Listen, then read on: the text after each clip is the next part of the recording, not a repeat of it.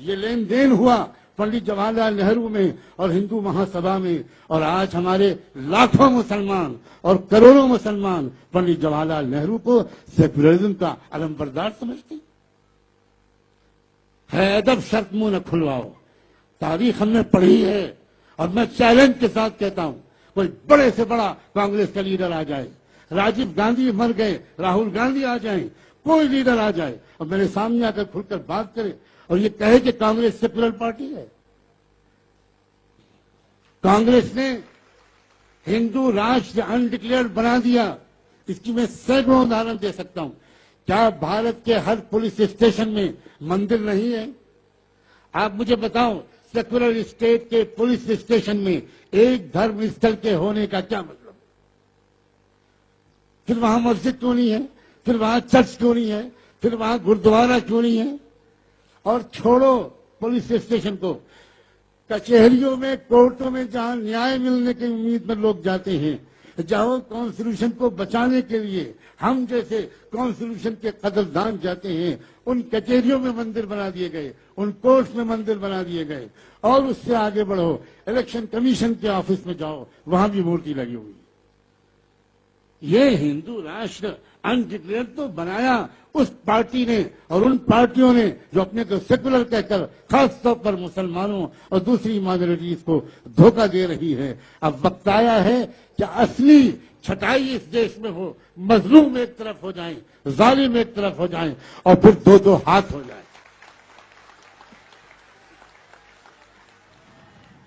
جب تک مظلوم اکٹھا نہیں ہوں گے، یہ سیکولرزم اور کمیونزم کا جھوٹا جال یہ پھاڑا نہیں جا سکتا، توڑا نہیں جا سکتا۔ اے مسلمانوں، اب اس غلطی سے نکلو۔ میں جانتا ہوں میں اس بات کو کھل کر کہہ کر کتنا بڑا رسک لے رہا ہوں۔ مجھ پر اٹیک ہو چکے، مجھ پر ایسیسنیشن کے قاتلانہ حملے ہو چکے، میں فقیر انسان ہوں، اکیلا جاتا ہوں، مجھ پر قاتلانہ حملے ہو چکے، مجھے زہر کھلانے کی کوشش ہو چکی، اور نہ جانے کیا کیا ہو چکا۔ اور آج کی اس اسپیچ کے بعد میں نہیں جانتا کہ میں صبح تک بھی زندہ رہوں گا کہ نہیں۔ مجھے اپنے مالک پر یقین ہے کہ میں اگر مرا تو میں سچائی کی گواہی دے کر مروں گا۔ اے لوگوں، اے مسلمان علماء، اپنی ذمہ داری کو محسوس کرو، اپنی ذمہ داری کو محسوس کرو۔ مسجدوں کے ممبروں سے آپ انسانی ایکتا اور مظلوموں کے اتحاد پر قرآن کی آیات کی روشنی میں بیان کرو۔ کیا یہ شرم کا وقت نہیں ہے کہ تم کو قرآنی آیات کی یاد دلانے کے لیے وامن میشرام کو کھڑا ہونا پڑے؟ کیا قرآن نے یہ نہیں کہا تھا کہ وَإِن تَتَوَلَّوْا يَسْتَبْدِلْ قَوْمًا غَيْرَكُمْ ثُمَّ لَا يَكُونُوا أَمْثَالَكُمْ؟ تم اگر اپنی ذمہ داریوں کو ادا نہیں کرو گے تو خدا تمہارا، اے نسلی مسلمانوں، اے خاندانی مسلمانوں، خدا تمہارا محتاج نہیں ہے، خدا کسی اور قوم کو کھڑا کر دے گا۔ یہ قرآن کی آیت ہے۔ ہر چیز خدا کو ضرورت نہیں ہے ہماری۔ کیا یہ معمولی بات ہے کہ پچھلے ادھیویشن میں وامن میشرام نے اللہ کے رسول کی حدیث عربی ٹیکسٹ میں پڑھنے کی کوشش کی تھی اور یہ کہا تھا کہ انصر اخاک ظالما او مظلوما۔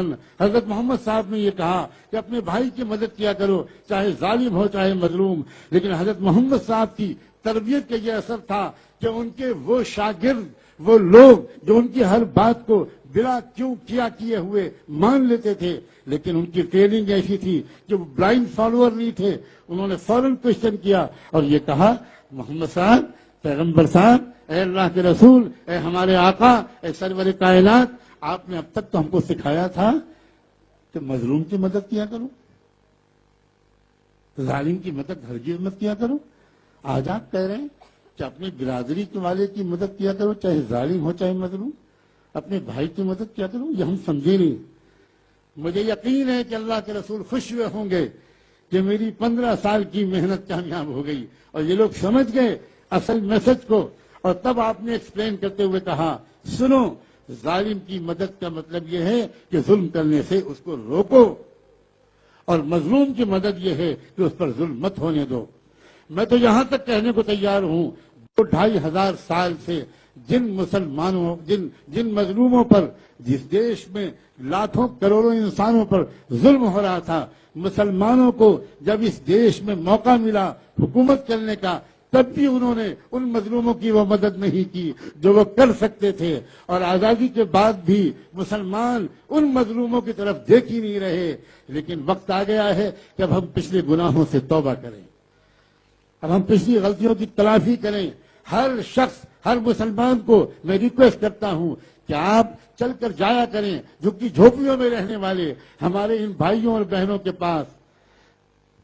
آپ اکثر گاؤں کے باہر، ناگوں کے آس پاس، گندی بستیوں میں رہنے والے لوگوں کو دیکھیں گے۔ وہ کون لوگ ہوتے ہیں؟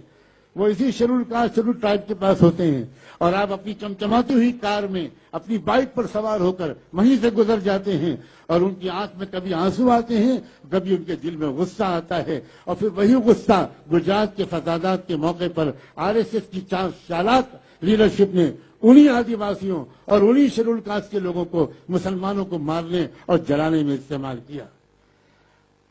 اب آپ کا فرض خالی یہ مسئلہ جلسے کا نہیں ہے، اپنی زندگی میں روزانہ کم سے کم ہفتے میں 1-2 بار ان غریب بھائیوں اور بہنوں کے پاس جائیے، ان کے علاج کی ویوستھا کیجیے، ان کے غریب بچوں کی تعلیم کو اپنے بچوں کی تعلیم کے ساتھ جوڑیے۔ یہ میری بیٹی سمیہ میرے پاس بیٹھی ہے، میں نیویل میں رہتا ہوں، پردیش میں رہتا ہوں، یہ انہوں نے ایک معمول بنایا ہے، ان لوگوں نے، میری 3 بیٹیاں مل کر اور کچھ اور مہلائیں مل کر اس پورے نیویل کے علاقے میں آدی واسیوں کی ایک واڑی میں جاتے ہیں، اور جو ہو سکتا ہے ان کو خاموشی سے پیش کرتے ہیں۔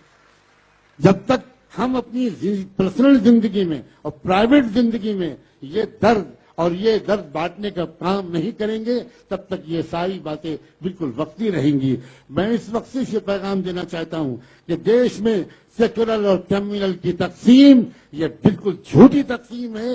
یہ اصلی براہمن سسٹم کو ایک پردہ ڈالنے کے لیے ایک چادر ڈالی گئی ہے۔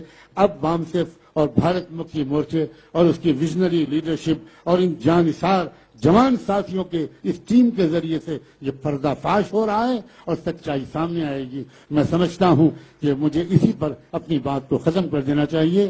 مغرب کی نماز کے وقت میں اب تھوڑی دیر ہو گئی، ابھی بھی نماز کا وقت باقی ہے۔ مسلمان بھائی بہن وہ نماز پڑھ لیں، اس کے بعد اگر کسی کو جانا ہے ضروری تو جائیں۔ ابھی ایک سیشن اور ہوگا، اور شاید اس سیشن میں بھی اپنی بیماری کے باوجود میں کچھ کہوں۔ بہت بہت شکریہ آپ سب کا۔